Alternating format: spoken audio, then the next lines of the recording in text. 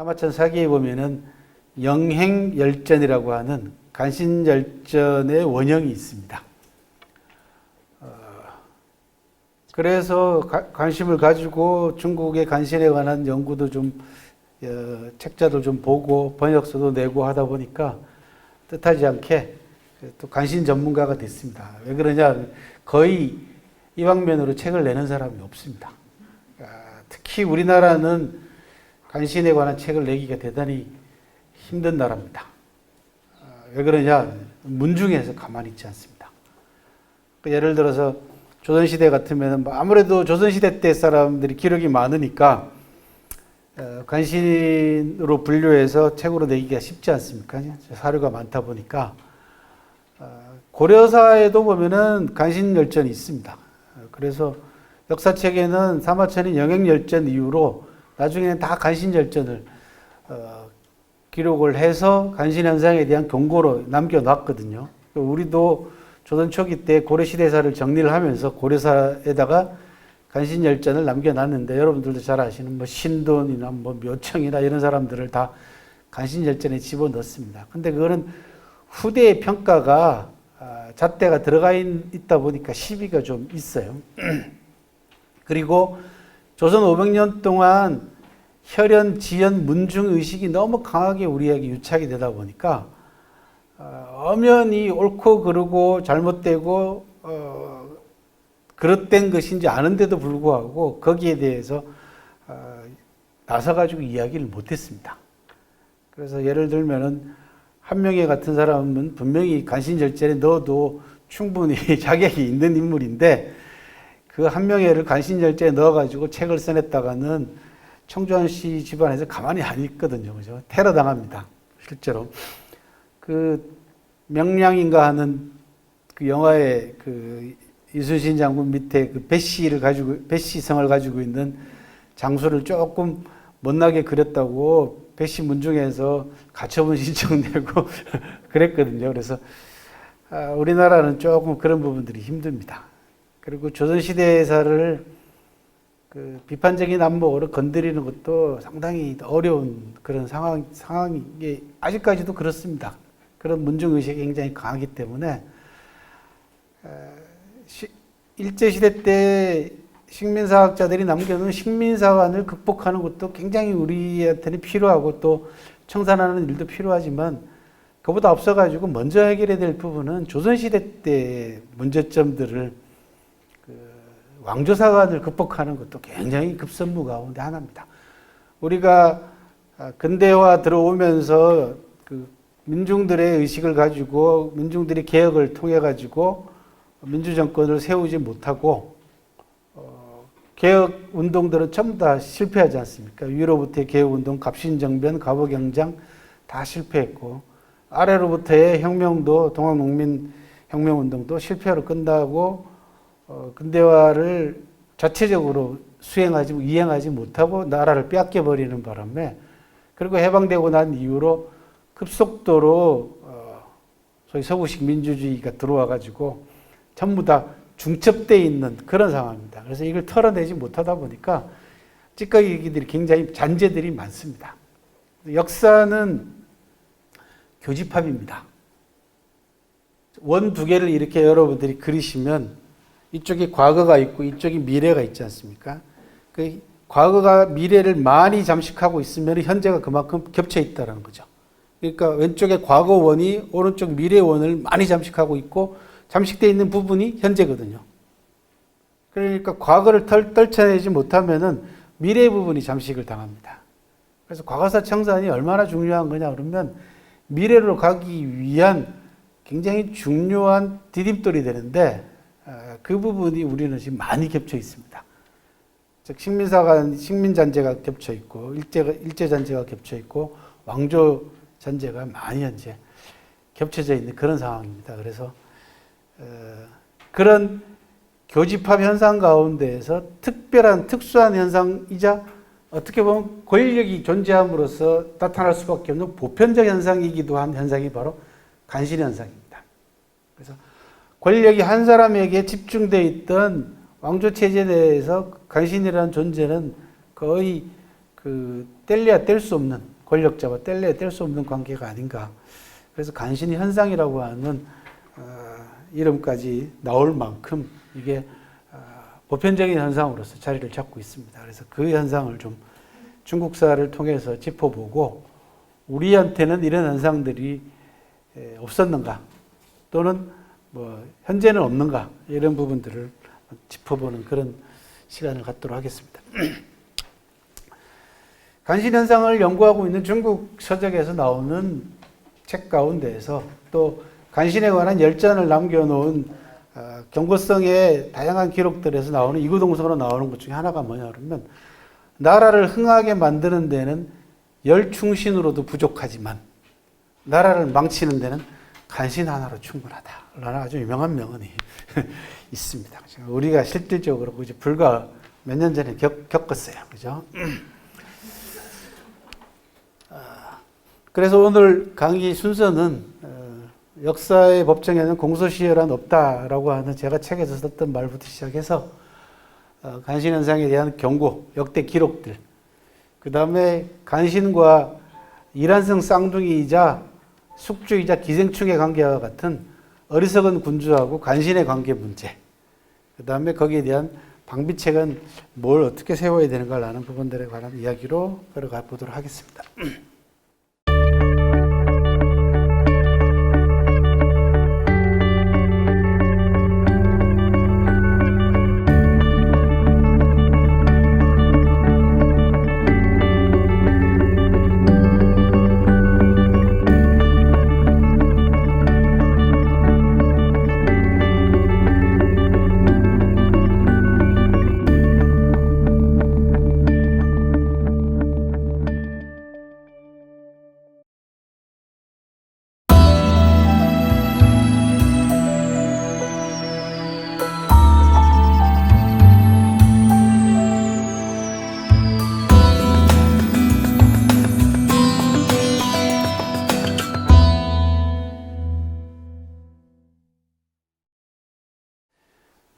역사는 굉장히 엄중한 현상입니다.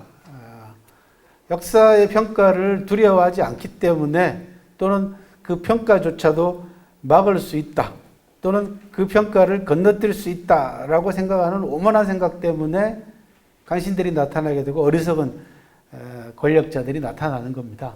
그런데 여러분들이 실감하고 계시다시피 건너뛰지 않습니다. 역사평가는. 그리고 역사의 평가에는, 역사의 법정에는 공소시효가 없습니다. 언제든지 어느 상황에든지 필요하다면 또는 그런 욕구가 있다면은 법정으로 불려 나와가지고 법정 앞에 서야 됩니다. 실질적으로 현행법으로 처벌을 못하더라도 역사의 법정에서는 역사의 평가라고 하는 아주 준엄한 심판을 받기 마련입니다. 지금 다 불려 나오고 있지 않습니까? 그렇죠? 그래서 역사는 잠시 그 판단을 유보할 수 있어도 결코 건너뛰지는 않는다. 그래서 흔히 하는 말에 요즘 이 단어를 많이 쓰더라고요. 그래서 방송에서도 역사의 법정에는 공소시효란 없다라는 말을 어디서 나온지도 모르고 많이 쓰고 있습니다. 그리고 최근에 제가 재밌으라고 하는 말 가운데 하나가 역사는 그 자체로 뒤끝이다. 그죠? 뒤끝입니다. 절대로 그냥 안 넘어갑니다. 그래서 보통 일개 평범한 개인이 됐든 권력에 가까이 가 있는 권력자와 그 주변에 있는 사람이 됐든 간에 역사의 평가를 두려워할 줄 알아야 된다라는 것. 그래서 역사 공부가 필요한 이유 중에 하나가 이런 데 있습니다. 나중에 또 말씀을 드리겠습니다만은 현명한 군주들이 다 역사 공부를, 또 역사를 거울로 삼았다라고 하는 점을 권력자들이, 또 권력에 가까이 있는 사람들이 정말 깨닫고 역사 공부를 진지하게 해야 될 필요성을 다시 한번 절감하는 그런 상황입니다.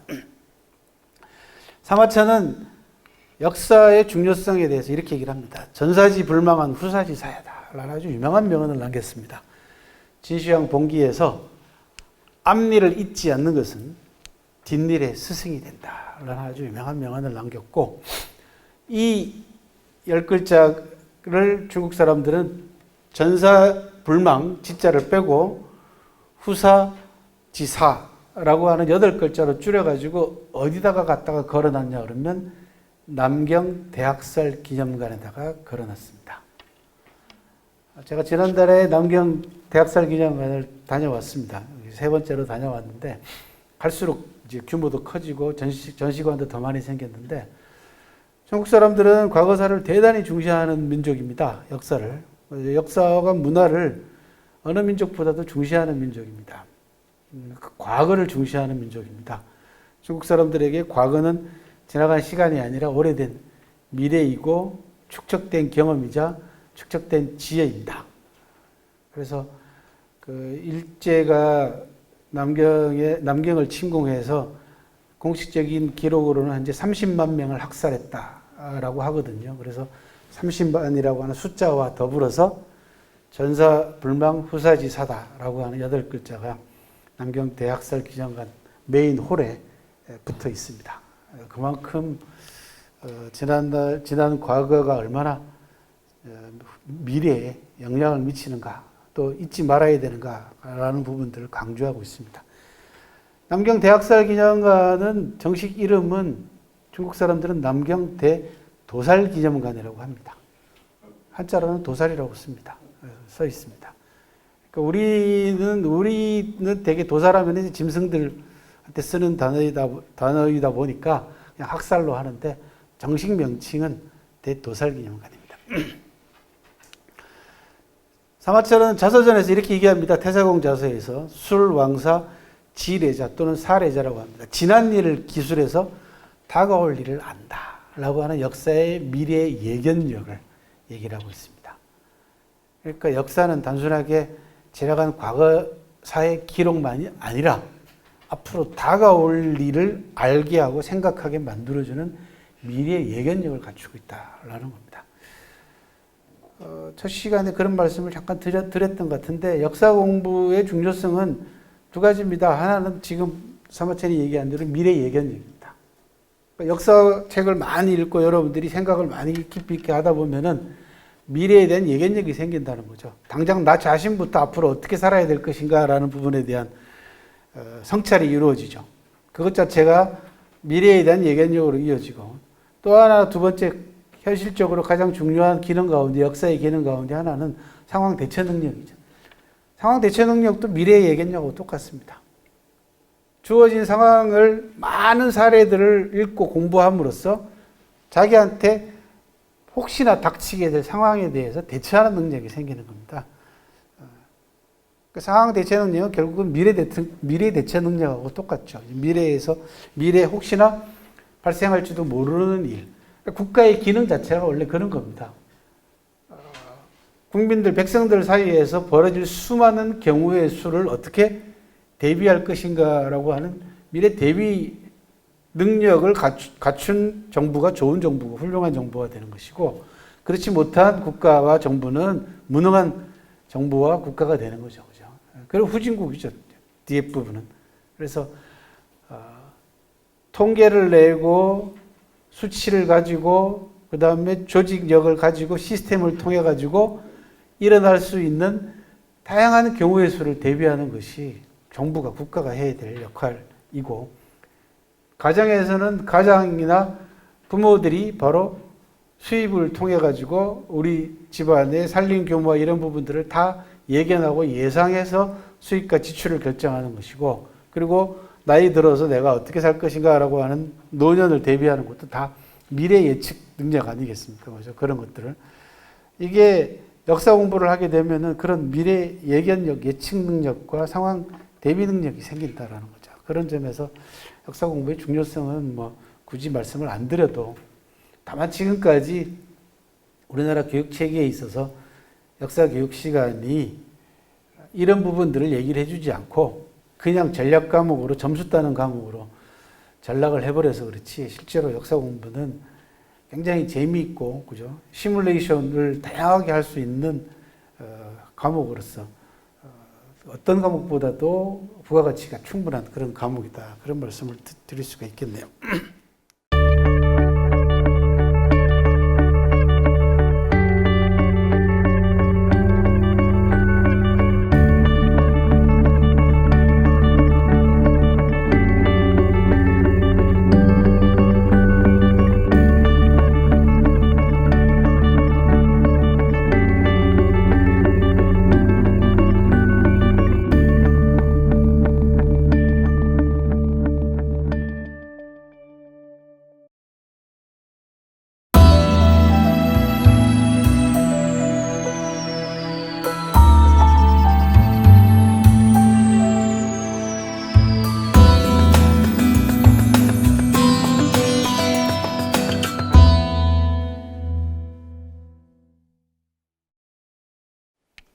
아까 말씀드린 대로 간신에 관한 기록, 최초의 기록으로는 사마천 사기 영행열전이라는 겁니다.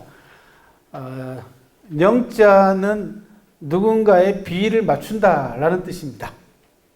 누군가의 비위를 맞춰서 행자는 총애를 얻는다, 사랑을 얻는다, 귀여움을 차지한다라는 뜻입니다. 그러니까 권력자의 비위를 잘 맞추어서 권력자의 사랑을 받은 사람들에 대한 이야기가 영행열전입니다.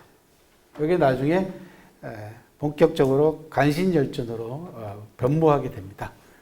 그러니까 이때까지만 해도 사마천 사기 때까지만 해도 이 간신들이 역사를 퇴보시키고 한 나라의 흥망을 좌우하게 되는 역사 현상으로서까지는 사마천은 인식을 못했던 것 같습니다.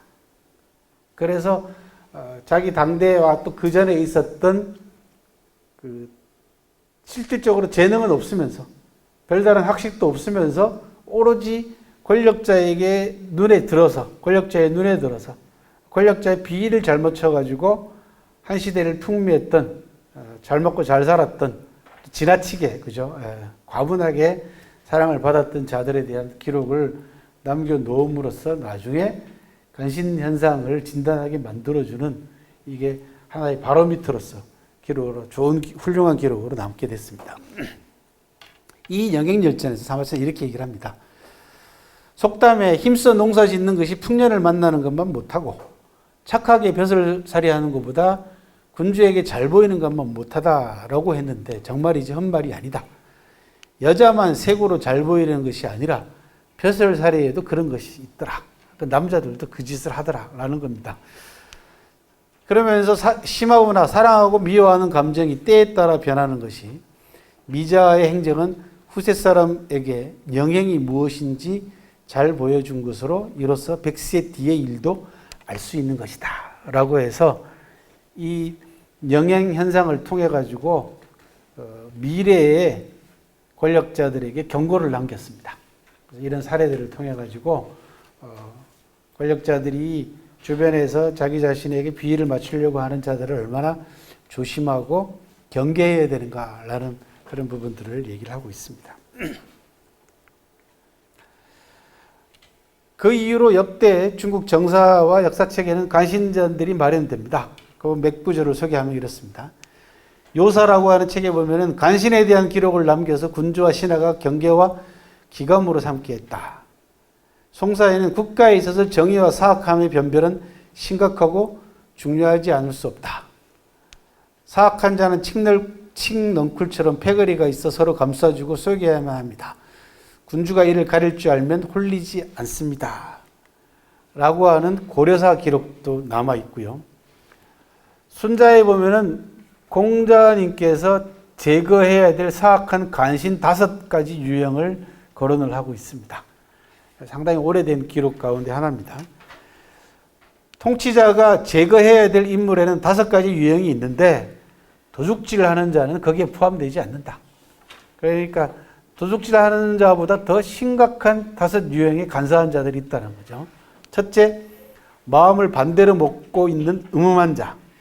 둘째, 말의 사기성이 농후한 자. 그리고 달변인 자. 셋째, 행동이 한쪽으로 치우쳐 있고 고집만 센 자. 넷째, 뜻은 어리석으면서 지식만 많은 자. 다섯째, 비리를 저지르며 혜택만 누리는 자. 이렇게 5가지 유형을 나눠가지고 권력자가 이 5가지 사악한 자들은 반드시 제거해야 된다라고 얘기를 하고 있습니다.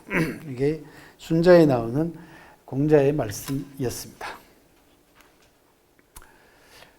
고려사 간신전에는 이렇게 나옵니다. 세상에 간신이 없었던 적은 없다. 군주가 현명하게 환하게 드러내야 내칠 수 있다. 군주가 그 술수에 빠지면 위기와 멸망에 이르지 않은 경우가 드물었다. 해서 간신에게 빠지면은 위기와 멸망에 이르는 경우가 대부분이었다라는 말로 심각하게 경고의 말을 남기고 있습니다. 사마천이 영행열전에서 남긴 간신 사례들을 몇 가지 소개를 해드리도록 하겠습니다. 한나라 고조 유방 때하고 해제 때, 그 아들 해제 때, 1대 황제하고 2대 황제 때 적과 괭이라는 자는 사람 이름입니다. 순종과 아첨으로 황제와 침식을 같이 할 만큼 총애를 받았다. 그러니까 황제하고 잠도 같이 자고 밥상도 같이 받았다. 그런 얘기죠. 그랬더니 벼슬살이하는 낭과 시중들이 이자들이 적과 갱이 쓰고 다니는 준이라고 하는 관을 쓰고 또 이자들이 분칠을 하고 다녔대요. 얼굴에. 적과 갱이. 이거는 사마천이 사기에서 뭘 암시하고 있냐 그러면 동성애를 암시하고 있습니다. 나중에 또 나옵니다만은 그 중국 기록들 가운데에는 이 젊은 남자들을 총애했던 기록이 많이 나옵니다. 이게 남총이라고 합니다. 이 기록들은 동성애 기록으로 되게 분류를 합니다. 그래서 적과 갱도 동성애 기록이 아니었을까. 그래서 이게 준이라고 하는 이 새의 깃털로 장식한 모자, 그리고 얼굴에 분을 칠하고 다녀요. 그랬더니 이게 유행이 돼가지고 낭과 시중 같은 벼슬아치들도 준이라고 하는 관을 쓰고 얼굴에다가 분칠하고 다녔다. 그리고 고위 관직을 갖고 있는 공경들이 이자들을 연줄로 삼아가지고 이자들에게 줄을 대려고 했다라는 거죠. 그러니까 뭐 사마천이 짧게 기록은 하고 있습니다만은 뭐 이미 간신 현상들이 일어나고 있다는 걸 보여주고 있는 거죠. 자, 문제 때는 등통이라고 하는 자가 있습니다. 등통이라고 하는 자가 문제의 총애를 받아가지고 심지어 돈까지 찍어내면서 부귀영화를 누렸던 인물인데 여기 재미난 일화가 있습니다. 문제가 하루는 꿈을 꿨습니다. 꿈을 꿨는데 절벽을 기어오르는 꿈을 꿨어요.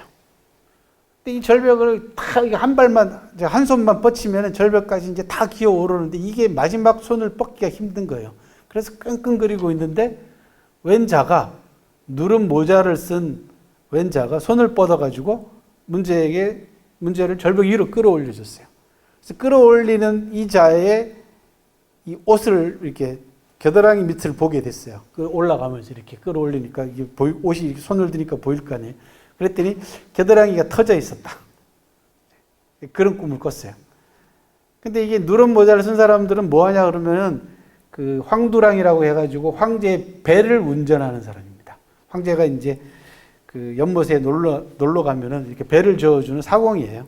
그런 자들이 되게 누런 모자를 쓰기 때문에 황두랑이라고 부르는데 이게 이제 배를 모는 자 가운데 한 사람이었잖아요. 꿈속에. 그러니까 혹시나 닮은 자가 있을까 싶어가지고 배를 모는 자들을 다 불러요. 소집을 해가지고 이렇게 봤더니 비슷하게 닮은 자가 있길래 야, 너 이렇게 손 한번 들어봐라 이렇게 했더니 실제로 겨드랑이가 터져 있더라는 거예요. 그 자가 바로 등통입니다. 그래서 야, 꿈속에서 나를 절벽에서 나를 끌어올려준 자다 해서 귀여워합니다. 이뻐합니다. 그리고 어느 벼슬도 주고 그죠? 재물도 내리고 해요. 그러니까 하루는 문제가 병이 나가지고 몸에 종기가 생깁니다. 종기가 이 고름이 생기고 피고름이 생기고 막 이래요. 그랬더니 옆에 있던 등통이 이 문제의 종기를 자기 입으로 직접 빨아서 피고름을 뱉어요. 그런데 하루는 이 문제의 종기를 또 등통이 입으로 빨고 있는데 문제의 아들 태자, 나중에 경제가 됩니다. 태자가 문안을 드리러 왔어요. 그랬더니 아버지인 문제가 이 태자인 나중에 경제가 되는 태자에게 야, 남도 내 몸에 난 종기를 저렇게 입으로 빠는데 너는 뭐하냐 아들놈아 이렇게 된 거예요. 그러니까 너도 한번 빨아봐라 이렇게 된 거야. 아버지 종기를. 네가 아버지에게 효자라면 경제가 아들이 한운 수 없이 그저 인상을 쓰고 마지 못해가지고 아버지의 종기를 빱니다. 빠는데 이놈이 미운 거죠 이제. 그죠? 저 자식 때문에 괜히 종기 빨아가지고 나까지 종기를 빨게 만들었단 말이에요. 그래서 등통을 미워합니다. 그러던 또 어느 하루 점쟁이가 궁궐에 입고를 합니다. 그래서 문제부터 시작해가지고 이 궁중에 있는 사람들을 전부 다 점을 치고 관상을 보게 합니다. 문제가 호기심에서 등통도 한번 관상을 보게 해요. 얘도 한번 봐주라. 이렇게 됐대. 그랬더니 점장이가 놀랍게도 뭐라고 얘기하냐면 굶어 죽을 팔자입니다. 이렇게 얘기를 하는 거예요. 관상을 보니까. 지금 이렇게 잘 먹고 잘 살고 있는데 굶어 죽을 팔자라니. 그래가지고 문제가 등통에게 특혜를 내립니다. 그게 뭐냐면 구리 광산을 주고 거기서 나오는 구리를 주저해가지고 돈을 찍어내게 합니다. 이게 유명한 등통전이라는 겁니다. 이렇게 돈 찍어내는데 뭐 굶어 죽을 일이 뭐가 있겠어요. 그죠? 그래서 등통전이 천하의 유포가 돼가지고 경제를 엉망으로 만들어버려요. 이게 이제 나쁜 화폐잖아요. 그죠? 질이 나쁜 화폐단 말이야. 그런데 문제가 비교적 일찍 세상을 떠납니다. 이게 간신들은 항상 그 권력자보다 먼저 죽어야지 행복한 삶을 바칠 수가 있어요. 근데 이 간신들이 되게 오래 살아요. 되게 이제 권력자들이 먼저 세상을 떠나다 보니까 말년이 최후가 아주 비참하게 끝나는 간신들이 많았거든요. 이제 경제가 이제 황제가 됐어요, 아들이. 그러니까 등통도 눈치가 있잖아요. 그러니까 얼른 자기 집으로, 자기 고향으로 도망을 가버립니다. 다 버리고. 그런데 경제가 태자 시절에 품었던 그 원한이 뒤끝이 남아가지고 그냥 안 놔둡니다. 기어코 등통을 찾아가지고 전 재산을 몰수를 합니다. 그래가지고 한 푼도 없이 땡전 한 입 없다라고 하는 일전불명이다라고 하는 유명한 고사성어가 나오는데 땡전 한 입도 없이 이 집 저 집 동가숙 서가식 하면서 살다가 결국은 말년을 쓸쓸하게 죽습니다. 그래서 점쟁이 관상쟁이가 관상이 딱 맞아 떨어졌다라고 하는 그런 일화도 남아 있습니다. 사마천이 모시던 무제 때는 한원과 이연전이라고 하는 이 두 자가 무제의 총애를 받았던 이부인의 치맛바람을 타고 무제의 총애를 받습니다.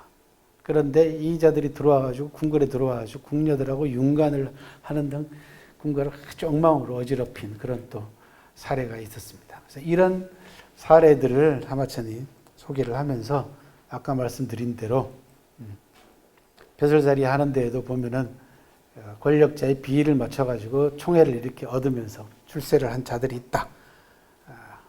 그렇게 경고를 했습니다.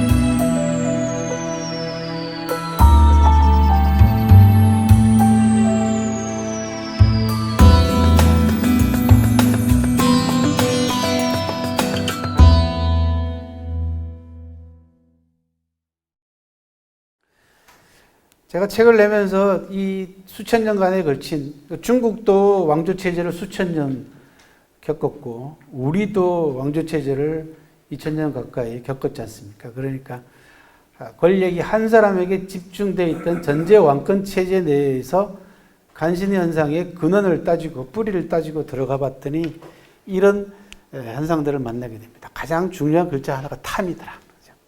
탐욕이다.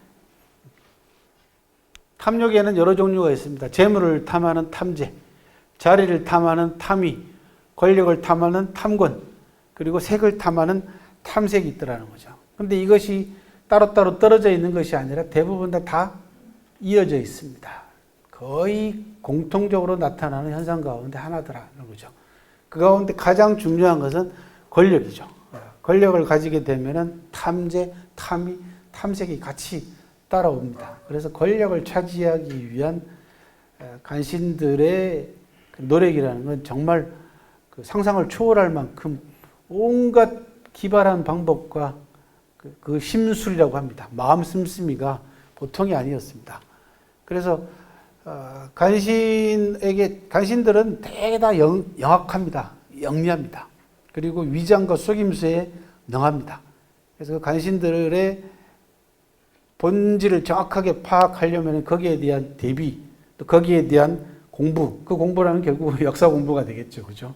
그리고 그 간신들의 술법 이런 부분들에 대해서 치밀하게 연구하고 분석하고 대비하지 않으면 막기 힘듭니다. 정말로. 우리나라도 뭐 그 현대사에서도 그런 일들이 많았지 않습니까? 그래서 주변에서 권력자 옆에서 권력자의 총애를 믿고 온갖 그 호가호위하던 그런 인간들 때문에 나라가 정말 위기에 몰린 적이 여러 차례 현대사에도 있었거든요. 그래서 이 간신 현상이 단순하게 왕조 체제에만 벌어졌던 그런 현상이 아니라 언제든지 일어날 수 있는 현상이다. 권력이 있는 곳이면은 보편적으로 일어날 수 있는 현상이다라는 점에서 경각심을 지금도 여전히 북돋워야 될 그런 중요한 현상 가운데 하나입니다. 그리고 이 탐욕의 근원에는 또 뭐가 있냐면 사자가 있습니다.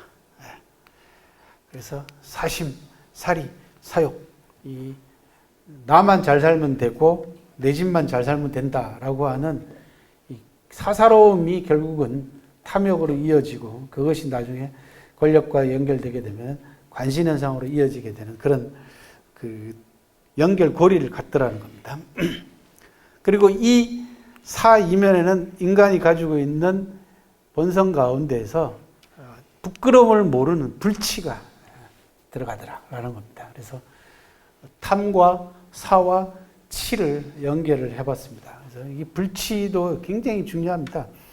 그 후암무치 그런 얘기 많이 하잖아요. 불치 다른 말로는 이제 무치라고 하죠, 그죠? 부끄러움이 없거나 부끄러움을 모르는 자들. 역대로 그래서 많은 사람들이 많은 학자들이 이 무치와 불치에 관한 경고성의 명언 명구들을 많이 남겨놨습니다. 성리대전에 보면은 무치적 무소불이다.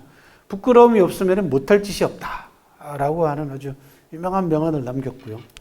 고현무라고 하는 학자는 불념적 무소불치요, 불치적 무소불이다.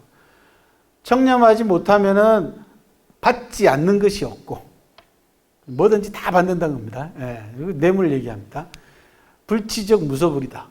부끄러움을 모르면은 부끄러움이 없으면은 하지 못할 짓이 없다라는 말로 부끄러움을 모르게 되면 일어나는 현상을 경고를 했고 왕부지라고 하는 학자는 치이지나 부끄러워하기는 쉬워도 부끄러움을 알기는 어렵다라는 말로 되게 누군가로부터 지적을 받으면 우리가 부끄러워는 합니다. 그죠? 좀 속된 말로 쪽팔리긴 합니다. 그런데 내가 왜 쪽팔려 하는가라는 부분에 대해서는 알기 어렵다는 거죠. 당장 어떡하냐 그러면 자기한테 부끄럽게 만든, 그죠? 그 사람을 원망하거나 그 사람을 욕하는 쪽으로 돌려버립니다. 되게. 중령에 보면은 그래서 이런 대목이 나옵니다. 호학 근호지요, 역행 근호인이요, 지치 근호용이다. 배우기를 좋아하는 것은 지식이 아는 것에 가까워지는 길이고, 힘써 실천하는 것은 어짐을 실천하는 데 가까워지는 것이고, 지치, 부끄러움을 아는 것은 용기에 가깝다라고 얘기를 했습니다. 그래서 부끄러워하는 게 상당히 힘들다라는 부분을 보여주는 또 유명한 명구들이었습니다. 부끄러워하기는 쉬워도 왜 부끄러운지 아는 것은 어렵다라는 왕부지의 말이 참 가슴속에 와 닿습니다. 왜 부끄러운지 알면 다시는 그런 짓 안 하거든요. 그죠? 근데 그걸 모르다 보니까 이제 무치가 되고 불치가 됩니다. 간신 때문에 신세를 망치고 나라를 위기에 몰았던 가장 대표적인 고사성어 가운데 하나가 관포지교입니다. 여러분들은 흔히 관포지교는 관중과 포숙의 우정으로만 알고 계시지만 실제로는 이 스토리는 2시간짜리 대화 드라마입니다. 관중과 포숙의 우정으로부터 출발해서 한 나라의 리더의 리더십 문제부터 시작해서 그 다음에 포숙의 위대한 팔로우십, 그 다음에 관중의 자기의 능력을 충분히 발휘하게 만들어주는 환공이라고 하는 지도자의 깨어있는 리더십, 그리고 말년에 이 환공이 간신배들한테 빠져가지고 결국은 자기 자신의 신세를 망치고 나라를 위기에 모는 데까지 아주 긴 드라마입니다. 관포지교는. 환공이라는 사람은 정쟁의 와중에서 자기를 죽이려고 했던 관중을 재상으로 기용합니다. 즉 관중하고 포숙은 제나라 정치가 어지러운 상황이 되니까 각각 공자를 따로따로 모십니다. 그래서 한 사람은 공자 소백을 모시고 포숙은, 관중은 공자 규를 모십니다. 이 두 사람 가운데 한 사람이 차기 임금이 될 걸로 확신했기 때문에. 그런데 둘 다 똑같은 사람을 모셨다가 만약에 이 사람이 됐을 경우에는 둘 다 신세가 낭패가 되잖아요. 그래서 보험을 들어둔 겁니다. 둘 중에 하나는 되니까. 그래서 역할 분담을 합니다. 그런데 각자 주군을 따로 모시다 보니까 자기가 모시는 주군이 임금이 되어야 되잖아요. 그래서 공자규를 모신 관중이 공자규의 명령을 받아가지고 배다른 형인 공자소백을 활로 쏘아서 죽이게 합니다. 그래서 숨어 있다가 관중이 공자소백에게 활을 날려서 명중을 시켰는데 어디다가 맞췄냐 그러면 버클에다가, 혁띠에다가 맞춥니다. 공자소백이 위장을 합니다. 이때 연기를 해요. 그래서 진짜로 맞은 것처럼 말해서 비명을 지르면서 떨어져서 실제로 암살에 성공한 것처럼 착각하게 만들어요. 그리고는 일행을, 관중과 공자규 일행의 행차 속도를 늦추게 만들어서 제나라로 자기가 먼저 들어와 가지고 포숙하고 공자 소백이 임금이 돼요. 그게 황공입니다. 그랬더니 포숙이 황공을 설득해 가지고 주군께서 제나라 하나만 다스리시려면 저 포숙 하나로 충분하지만 천하의 폐주가 될 야심을 갖고 계시다면 관중 없이는 안 됩니다. 저한테 주시기로 한 재상 자리를 관중에게 주십시오. 라고 하는 포숙의 유명한 팔로우십이 여기서 발휘가 됩니다. 즉, 모든 능력면에서, 모든 면에서 관중이 자기보다 낫다라는 걸 포숙은 알았습니다. 그리고 제나라에서 필요한 진짜 인재는 자기보다는 관중이 더 필요하다라는 걸 인정을 했기 때문에 자기한테 돌아올 제2인자 자리인 재상 자리를 관중에게 양보합니다. 목숨을 살려주는 건 말할 것도 없고, 관중을 살려주시는 건 말할 것도 없고, 관중을 재상으로 삼으라고. 그렇게 해서 관중이 제나라 재상을 40년간 재상을 지냅니다. 그리고는 관중은 자기 능력을 충분히 발휘해서 제나라 백성들을 부유하게 만듭니다. 그리고 제나라의 국력도 부강하게 만들죠. 이게 관중이 얘기하는 부민부국입니다. 백성이 잘 살아야지 나라가 잘 살게 된다라고 하는 부민부국. 이 관중의 철학을 담고 있는 책이 관자라고 하는 유명한 책입니다. 그렇게 해서 황공이라는 사람은 춘추시대 때 최초의 폐주가 됩니다. 가장 막강한 국력을 소유하게 되고 바깥에 나가가지고 천하의 지호들을 자기가 다 거느리게 되는 춘추시대 때 춘추 5패 가운데 선두주자가 되고 아주 떵떵거리면서 잘 살았습니다. 그런데 관중이 40년 동안 재상을 지내면서 병이 들어서 세상을 떠나고 그 다음에 포숙도 세상을 떠납니다. 이게 권력자가 너무 오래 살면 안 됩니다. 그래서 제가 역사 공부하면서 재미난 흥미로운 통계를 한번 내본 적이 있어요. 그게 뭐냐 그러면 명군과 수명의 함수관계라고 하는 통계를 낸 적이 있습니다. 그러니까 중국 역사상 명군으로 평가받고 있는 군주하고 우리나라 삼국시대부터 시작해가지고 조선시대 때까지 수명이 생물연도가 확실하게 밝혀져 있는 임금들을 대상으로 해서 통계를 내봤습니다. 그랬더니 재밌게도 거의 공통된 수치가 나왔어요. 그게 뭐냐 그러면 20살에서 30살 사이에 임금 자리에 올라서 20년 내지 30년 정도 재위하다가 60 이전에 세상을 떠난 사람들이 다 명군이었습니다. 그런데 즉위는 자기 마음대로 안 되잖아요. 물론 그 당시에 수명도 자기 마음대로 안 되죠. 왜냐하면 아버지가 죽어야지 자기가 그 자리에 가잖아요. 그런데도 재미있게도 그건 뭘 얘기해 주냐 그러면 정상적으로 권력 자리가 교체됐다는 겁니다. 그러니까 20살 내서 30살 정도 즉위했다는 얘기는 그 앞 임금도 적당한 시기에 세상을 떠났기 때문에 가능했죠. 그죠? 그래서 당태종을 비롯해서 우리나라 세종대왕도 마찬가지고 정조대왕도 마찬가지입니다. 되게 명군으로 평가받는 양반들은 전부 다 60 이전에 세상을 떠났습니다. 특히 재미난 인물은 누구였냐 그러면 당태종이었는데요. 당태종은 중국 역사상 600명 가까운 제왕 가운데서 최고의 명군으로 꼽히거든요. 좀 이따가 소개를 해드릴 텐데. 근데 이 당태종도 말년에요. 실수를 많이 합니다. 세상을 떠나기 몇 년 전에. 그런데 치명적인 실수를 하기 전에 죽어요. 50대 중반에 죽습니다. 그것 때문에 명군으로 평가를 받게 됩니다. 그래서 자연이 내려준 선물이죠. 수명이라는 결국은 그죠. 자기 마음대로 못하는 거 아니겠습니까? 그래서 이 명군도 잘 죽어야 된다. 그죠? 죽으려면은. 그러니까 이 황공도 적절한 시기에 세상을 떠났으면 천하의 명군으로 이름을 남았을 겁니다. 근데 이게 너무 오래 살아요. 이게 관중도 죽고 포스도 죽고 난 다음에 이제는 브레이크가 없어요.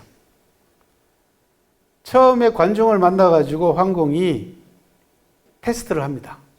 그러니까 포숙이 자기한테 돌아올 재상 자리를 양보할 만큼 과연 뛰어난 인재인가 아닌가, 이게 황공 입장에서는 긴가민가한 거예요. 그래서 이 두 사람이 대화를 나눕니다. 그 대화가 설원이라고 하는 책에 기록이 되어 있는데요. 현대어로 바꾸면 이렇습니다. 내가 천하의 폐주가 되고 싶은데 가능하겠소?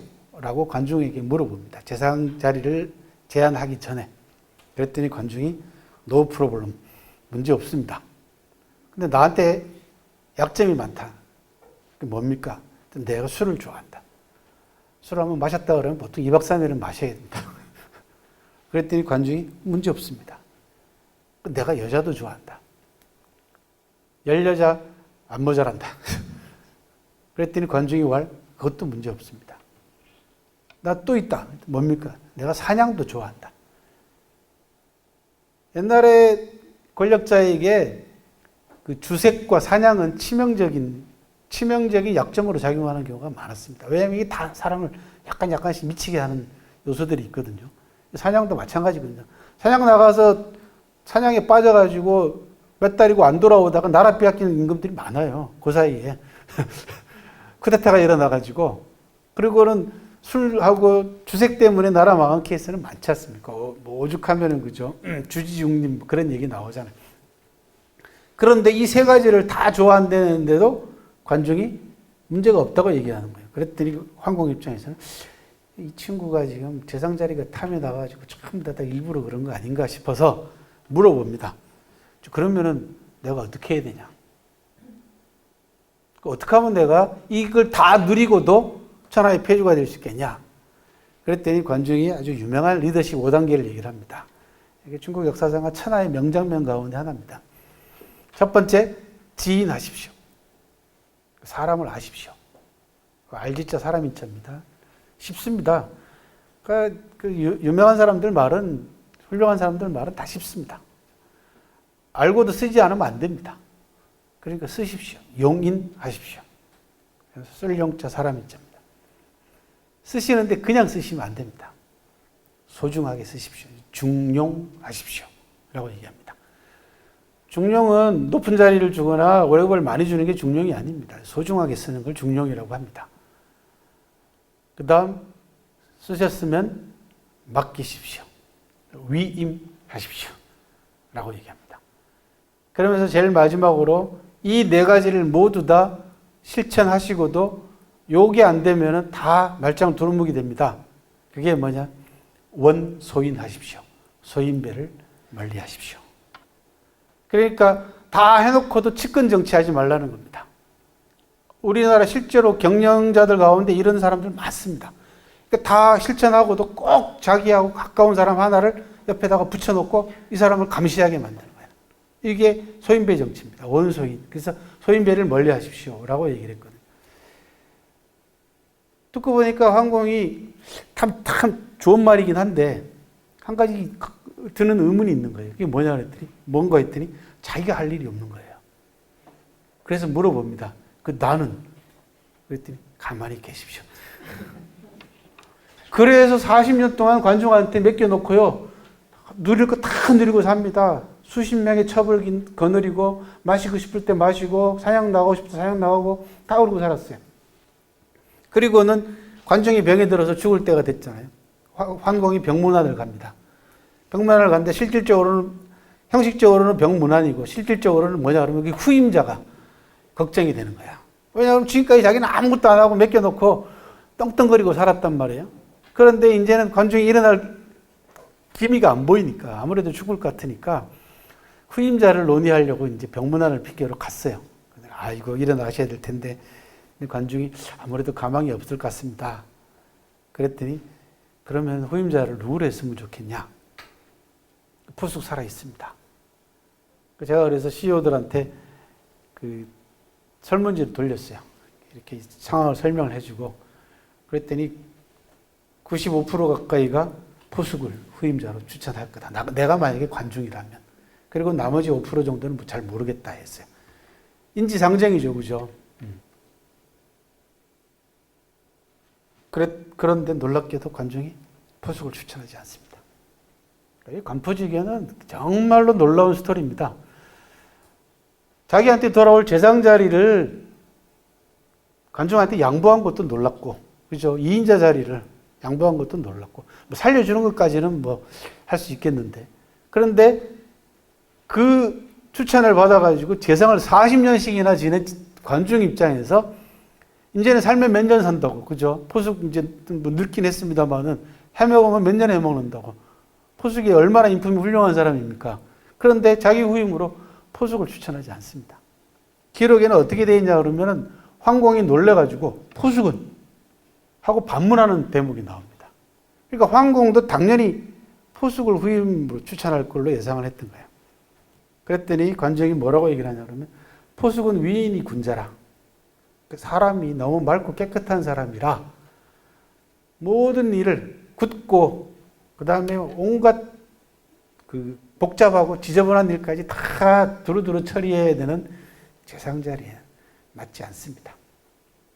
습등을 제 후임으로 임명하시면은 잘 그런 대로 무난하게 넘어갈 겁니다. 이렇게 얘기를 했습니다. 그러니까 이 관중과 포숙의 공사구분 정신이라는 것은 뭐 정말 감동적인 대목입니다. 근데 여기서 옆에 있던 측근 하나가 임금 옆에 시중을 들던 측근 하나가 그 얘기를 듣고는 쭉 포숙한테 쫓아가서 일러 바칩니다. 그 자리가 어떤 자리인데 해먹으면 몇 년 해먹는다고. 그 자리가 또 누구 때문에 관중이 그 사람이 40년간 부귀영화를 누렸는데 당신을 추천하지 않고 다른 사람을 추천하더란 말이에요. 두 사람은 이간질을 합니다. 듣고 있던 포숙이 이렇게 얘기를 합니다. 됐소, 물러가시오. 내가 사람 하나는 참 잘 봤어. 내가 그러라고 그 사람을 그 자리에 추천한 거예요. 아주 유명한 이게 관포지교입니다. 관포지교는 정말 감동의 연속입니다. 그리고 탄식의 연속입니다. 그렇게 해서 습붕이 재상에 대해서 무난하게 넘어갔죠. 그리고 포숙의 세상을 떠납니다. 그러고 난 다음에 황공이 관중의 경고도 잊어버리고 또 포숙의 직원도 사라진 마당에서 나사가 풀려가지고 간신배들을 가까이 합니다. 수조, 개방, 여가라고 하는 3명의 간신들을 가까이 해서 결국은 정변이 일어나서 자기는 저 별궁으로 유폐당합니다. 유폐당해서 굶어 죽습니다. 굶어 죽었는데 죽은 줄 몰라가지고 시체를 돌보지 않아가지고 시체에서 구더기가 기어 나와가지고 담장 밖을 구더기가 기어 나오는 바람에 저 양반이 죽었구나라는 걸 알게 돼서 64일 만에 장례를 치러줬다라고 하는 그런 비참한 치유가 있습니다. 이게 소인배 간신을 가까이 하게 되면은 그리고 그 이후에 제나라는 정쟁이 일어나가지고 또 한바탕 소용돌이에 빠지게 됩니다. 물론 그 이후로도 제나라는 관중과 포숙이 다져놓은 개혁 정책 덕분에 강대국으로서의 면모는 잃지 않았습니다만은 원래 황공 때 누렸던 그 강대국으로서의 위신과 위력은 현저하게 줄어들어 버린 그런 결과를 초래를 했습니다.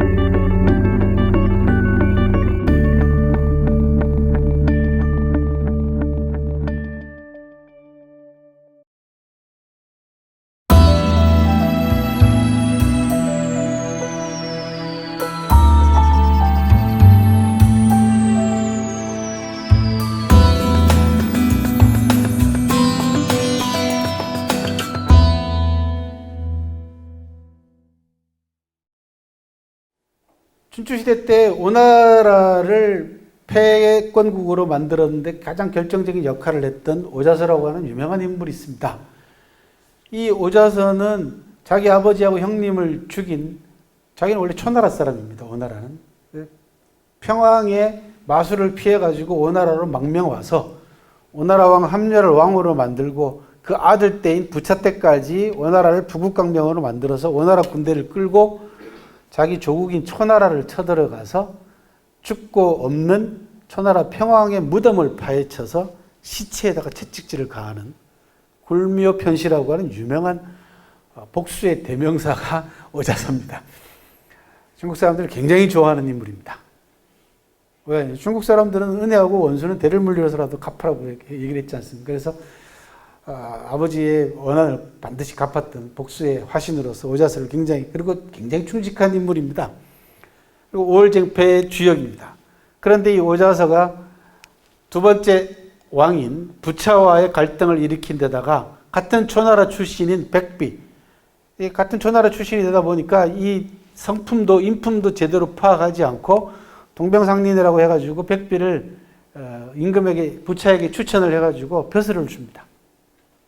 그런데 이 백비가 알고 봤더니 간신배 중에서도 아주 사악한 간신배였습니다.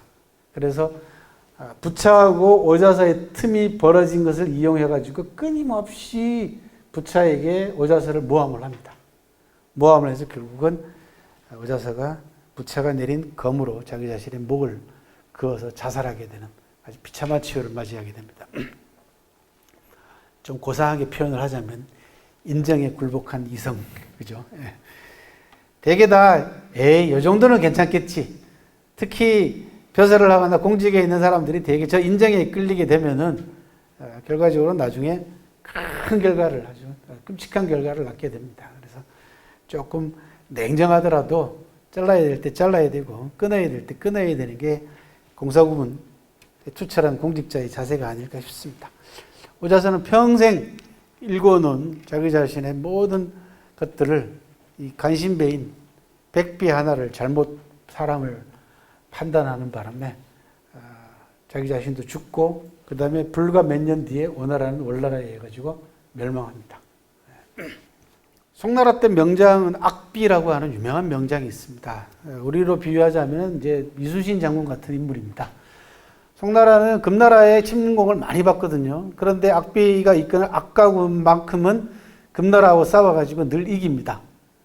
그랬더니 간신 진해라고 하는 자가 진회입니다. 간신 진해가 자기 자신의 자리가 위태로울까봐 송나라 황제인 고종에게 계속해서 악비를 모함합니다. 그리고는 악비에게 막수유라고 하는 제목을 뒤집어 씌워가지고 악비를 처형시키게 합니다. 막수유가 무슨 뜻이냐 그러면 혹 있을지도 모르는 그런 뜻이에요. 그러니까 악비가 모반을 깨하지는 않았는데 혹시 모반을 깼을 수도 있다 라고 하는 말도 안 되는 제목을 붙여가지고 악비를 아들과 함께 처형합니다. 그렇게 해서 결과적으로 남성이 멸망하고 송나라는 저 항주로 쫓겨가서 비실비실 거리다가 나라가 망하게 됩니다. 중국 역사상 가장 억울한 사건으로 남아 있습니다. 중국은 이런 사건들을 이제 원옥 또는 원안이라고 합니다. 억울한 사건, 억울한 옥사라는 뜻이죠. 그죠? 하지만 역사평가는 악비의 억울한 죽음을 결코 잊지 않습니다. 악비의 사당에 가면 지금 항주 서호라고 하는 호숫가 옆에 가면은 악비의 사당과 무덤이 남아 있습니다. 잘 남아 있습니다. 그 사당에 가면은 요 비석이 하나 서 있는데 이 비석이 뭐냐 그러면 바로 이 비석, 이 이야기를 한문으로 기록해 놓은 악비의 평소 이야기입니다. 평소 때 누군가가 악비에게 어떻게 하면은 나라와 백성이 평안하게 잘 살 수 있겠소? 라고 물어보니까 문가는 돈을 사랑하지 않고 무가는 죽음을 두려워하지 않으면 천하가 태평하지 않을 것을 걱정할 필요가 없다. 라는 말로 아주 간결하게 이야기를 했습니다. 저 근원을 따지고 올라가면 아까 말씀드린 대로 사욕과 만나게 되고 탐욕과 만나게 되겠죠. 그죠? 춘추시대 때 초나라의 장왕이라고 하는 왕이 다스리는 초나라 궁궐에 우맹이라고 하는 악사가 있었습니다. 초나라 장왕은 남방에 위치했던 초나라를 강대국으로 만든 아주 뛰어난 아주 걸출한 리더입니다. 그 걸출한 리더를 보좌했던 인물은 청렴의 대명사였던 손숙오라고 하는 청백리가 있었어요. 그런데 이 손숙오는 인품도 대단히 뛰어나가지고 보잘것없는 신분의 악사인 우맹하고도 친분 관계를 우정을 맺습니다. 그래서 신분을 초월한 우정을 맺었어요. 그리고 손숙오가 먼저 세상을 떠납니다. 그러던 어느 날 악사 우맹이 시장에 나가서 물건을 사러 나갔다가 손숙오의 아들을 봅니다. 세상을 떠난 손숙오의 아들을 보게 되는데 놀랍게도 손숙오 아들이 산에서 나무를 해가지고 와가지고 시장에다 팔러 나온 거예요. 재상을 수십 년 지낸 재상 집안의 자식이 생계가 어려워가지고 산에 가서 나무를 해와서 생계를 꾸려야 될 만큼 어렵단 말이에요. 그러니 악사 우명이 너무나 충격을 받습니다. 그리고는 궁궐로 돌아와가지고는 자기 분장실로 가서는 손수고 복장으로 손수고 분장을 합니다. 그리고는 왕 앞에, 장왕 앞에 나타나요. 저왕이 처음에 보고는 손수고인 줄 알고 깜짝 놀랍니다. 죽은 손수고가 살아 돌아온 줄 알고. 그리고는 두 사람이 열심히 이야기를 나눕니다. 그랬더니 눈물도 흘리고 웃기도 하고 옛날 생각이 날 거 아니에요. 되게 이제 그런 자기가 오랫동안 자기 삶에 영향을 많이 미쳤던 사람 생각을 하게 되면 또 그런 사람을 놓고 또 잘 아는 사람하고 같이 대화를 나누게 되면 이제 카타르시스를 느끼게 됩니다. 그래서 장왕이 너무너무 우명한테 고마워가지고 손수고 생각도 나게 해주고 또 옛날 생각도 하고 해서 좋은 시간을 가졌단 말이에요. 그래서 야, 너 때문에 정말 오늘 정말 좋은 시간 가졌다. 내가 너한테 특별히 상을 내리마. 벼슬을 하나 줄게. 그렇게 얘기를 합니다. 그랬더니 악사 우명이 뜻밖에도 며칠 있다가 대답하면 안 될까요? 그렇게 얘기를 합니다. 또 어쨌든 간에 좋다. 그 며칠 지난 다음에 장왕을 만난 우명이 뜻밖에도 놀랍게도 벼슬을 거절합니다. 아니 남들은 못해서 난리인데 너는 왜 그러냐? 그랬더니 마누라가 하지 말랍니다. 그러면서 장왕 앞에서 이 노래를 부릅니다. 이게 유명한 청년가입니다. 탐관오리 노릇은 해서는 안 되는데도 하고 청백리는 할 만한데도 하지 않는구나. 탐관오리가 되면 안 되는 까닭은 더럽고 비천해서인데 그래도 하려는 까닭은 자손들의 배를 불릴 수 있기 때문이지. 청백리가 되려는 까닭은 고상하고 깨끗해서인데 그래도 하지 않으려는 까닭은 자손들이 배를 골기 때문이라네. 그대여 초나라 재상 손수고를 보지 못했는가. 아주 유명한 노래를 부릅니다. 그랬더니 장왕이 듣고 보니까 뭔가 곡절이 있는 것 같거든요. 그랬더니 왜 그러냐 그랬더니 손수고 집안이 여차저차합니다 해서 손수고 집안을 돌봐주게 했다라고 하는 유명한 일화가 있습니다. 옛날 사람들이 참 현명하게 그죠? 권력자에게 충고를 해도 참 현명하게 합니다. 지금 보고 계시는 것이 명장 악비의 무덤입니다. 역사는 이 억울한 죽음을 잊지 않는다라고 말씀을 드렸죠. 그죠? 악비가 죽고 난 다음에 약 한 70년 뒤에 악비의 억울함이 풀립니다. 그걸 신원이라고 합니다. 풀리고는 악비하고 여기 아들 같이 처형당한 아들 무덤입니다. 이 무덤 앞에 4사람의 간신배를 철상으로 저렇게 만들어서 무릎을 꿇려놨습니다. 저 두 사람은 오른쪽이 진해하고 부창부수였던 부인입니다. 부인도 한가닥 했거든요, 그 당시에. 그리고 이쪽 두 사람은 장준하고 만사설이라고 하는 진해하고 짝짝꿍이 돼가지고 악비를 해쳤던 4명의 간신배들을 무릎을 꿇려놓고 영원히 악비 무덤 앞에서 사죄하게 만들어놨습니다. 이게 역사의 평가입니다.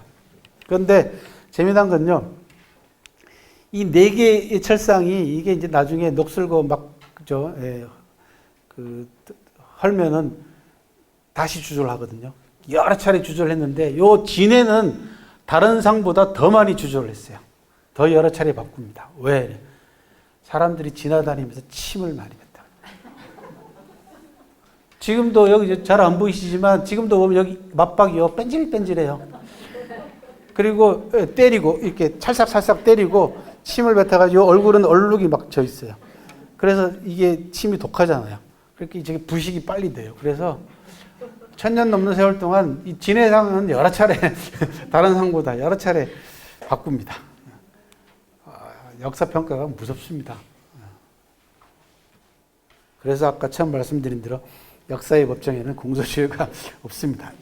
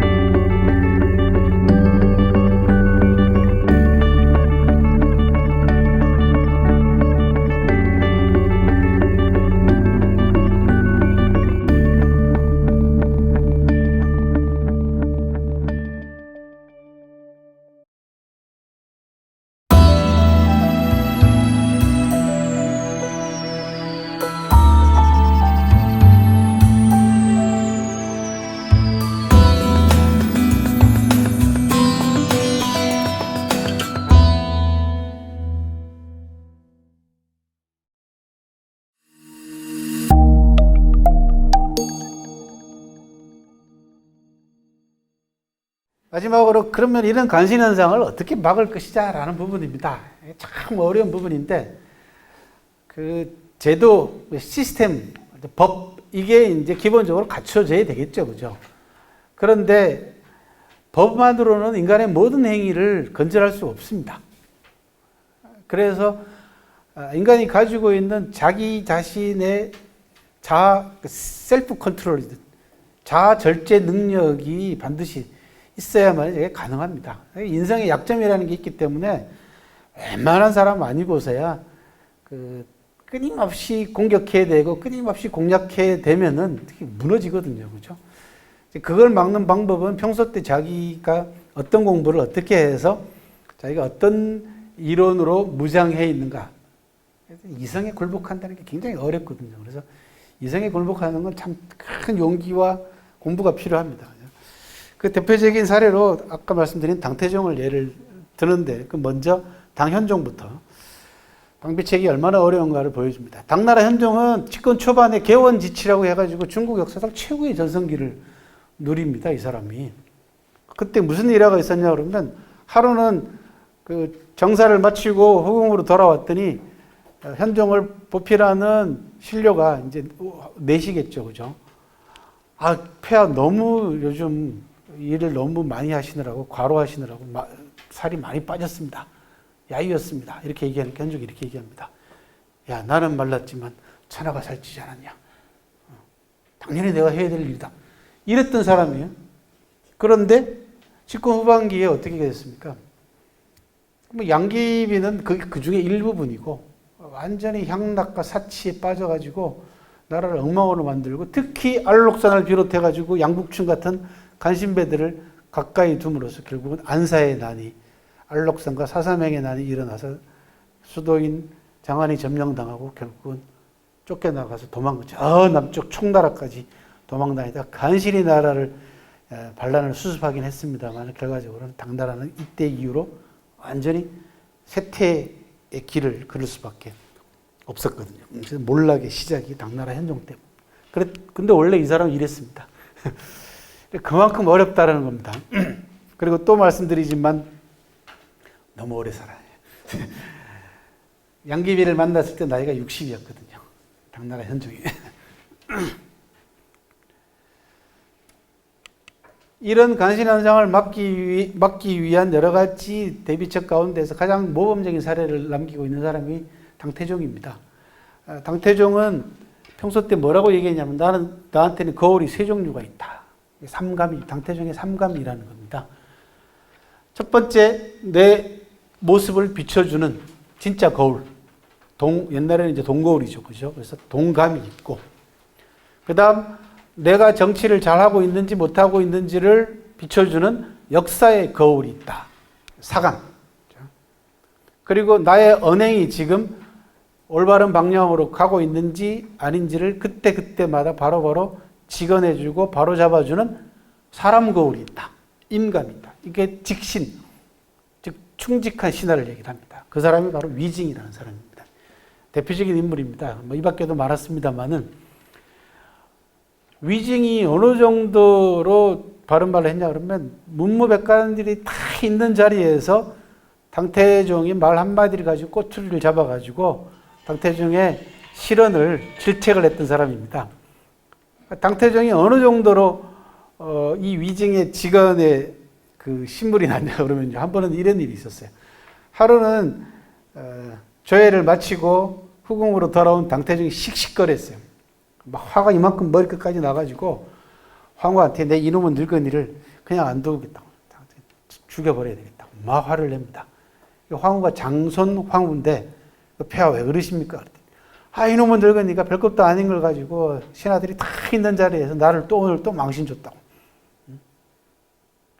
그랬더니 장손 황후가 침소로 들어가더니 대례복으로, 그러니까 정식으로 입는 정복으로, 그 큰 행사나 있을 때 입는 대례복으로 갈아입고 와가지고 당태종 앞에서 큰 절을 하더랍니다. 그랬더니 황후 왜 그러시죠? 그랬더니 폐하 감축드립니다. 왜, 뭐 때문에 감축드립니까? 폐하에게 그런 신하가 있기 때문에 폐하가 명군 소리를 들으시는 겁니다. 폐하가 그런 위진과 같은 신하들의 직언을 받아들이시지 않으면 어떻게 이 나라가 제대로 굴러가고 폐하가 명군 소리를 듣겠습니까? 그런 신하를 두고 계시는 것에 대해서 정말 축하드립니다 해서 당태종의 속을 풀었다라는 그런 유명한 일화가 있습니다. 그리고 위징이 세상을 떠나자 당태종은 닷새 동안 조회를 파하고 조의기간을 닷새 동안 선포를 하고 내가 오늘 세계의 거울 가운데 하나를 잃었다라는 유명한 말을 남겼습니다.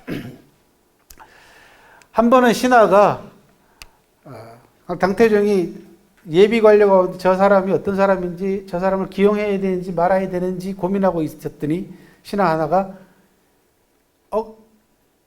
올바르지 못한 방법으로 저 사람을 한번 테스트를 해보시는 게 어떻겠냐라고 건의를 해요. 그랬더니 당태종이 남긴 유명한 말입니다.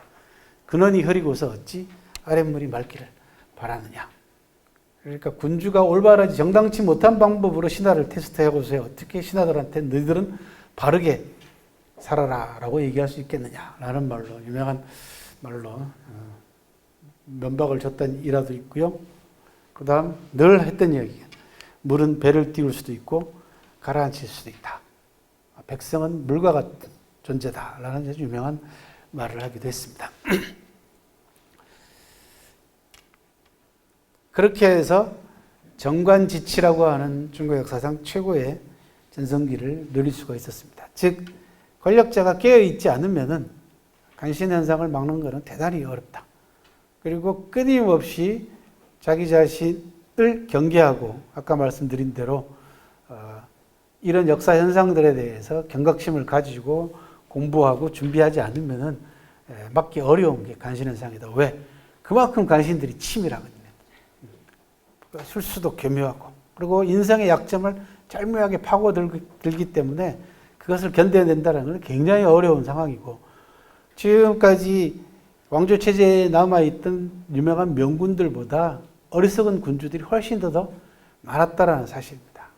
그리고 충직한 신하보다 간신들이 훨씬 더 많았다는 사실이 간신현상의 현상이 보편적 현상이었다는 걸 증명해주는 증거가 되겠습니다. 이게 수능, 제주, 영능, 복주. 물은 배를 띄울 수도 있고 배를 가라앉힐 수도 있다. 여기 지금 당나라 위징이라고 되어 있긴 합니다만은 원래는 순자에 나오는 구절입니다. 원 텍스트는. 논형에 보면 이런 구절이 나옵니다. 인간 본래의 성격은 가릴 수 있는 것이 아닌데 군주가 굳이 가리려 하기 때문에 아참꾼이 군주의 비위를 맞추려 하는 것이다. 인간의 성격이라는 게 이게 가릴 수 있는 게 아니고 물처럼 환하게, 거울처럼 환하게 드러나는 것인데 굳이 이것을 어떤 형태로든지 나 자신의 약점을 감추려고 하고 그죠? 예. 나 자신의 장점을 떠벌리려고 하고 위선을 펼치고 가식을 하기 때문에 그 틈 사이를 간신들이 비집고 들어온다는 거죠. 예. 지난날 했던 말에 근거해서 앞으로 행동을 가늠하고 장차 하는 말을 듣고 지난날 행동을 반성하며 겉으로 드러나는 현상을 보고 감추어진 행동을 시험하고 그 내면을 살펴 외면을 가늠하면은 간신 현상을 막을 수 있다라고 하는 방비책을 논형이라고 하는 책에서 제시를 하고 있습니다. 굳이 어렵게 조금 문자를 동원해서 간신을 방비할 수 있는 방비책을 얘기를 하자면 일단은 명기, 자기 자신이 투명해야 된다. 둘째, 충직한 직언을 받아들일 수 있어야 돼. 이게 납관이라고 합니다. 한자로는. 간언을 받아들일 수 있어야 된다. 세 번째, 리더는 위공. 공은 다른 사람에게 미뤄라. 그런 얘기입니다. 그리고 잘못은 자기가 끌어안으라. 이걸 남과라고 합니다. 잘못은 허물은 내가 끌어안으라. 그리고 유능한 인재에게 일을 맡기고 양보하라. 라는 양현. 이렇게 한 5가지 정도 실천하면은 간신현상을 막을 수 있는 최소한의 장치는 되지 않을까. 그런 생각이 듭니다. 왼쪽은 제가 낸 책입니다. 오른쪽은 우리나라에 나와 있는 우리나라 역사 속의 간신인데 이게 다 고려시대 때 전까지밖에 없습니다. 아까 말씀드린 대로. 간신이라고 하는 영화도 있었죠. 그죠? 제가 옛날 책에서 간신 지수 측정을 한번 해봐 설문지를 만들어 본 적도 있습니다.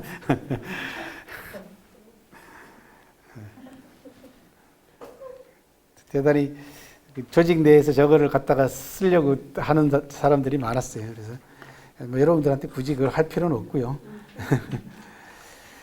간신 현상이 그만큼 그 역사 현상일 뿐만 아니라 오늘날에도 충분히 또 얼마든지 언제든지 일어날 수 있는 현상이라는 면에 있어서 그런 점에 생각을 해서 사기 영역열전을 가지고 중심으로 해서 역사 속의 간신 현상을 말씀을 드렸습니다. 수고 많이 하셨고요. 다음 주에 뵙겠습니다. 수고하셨습니다.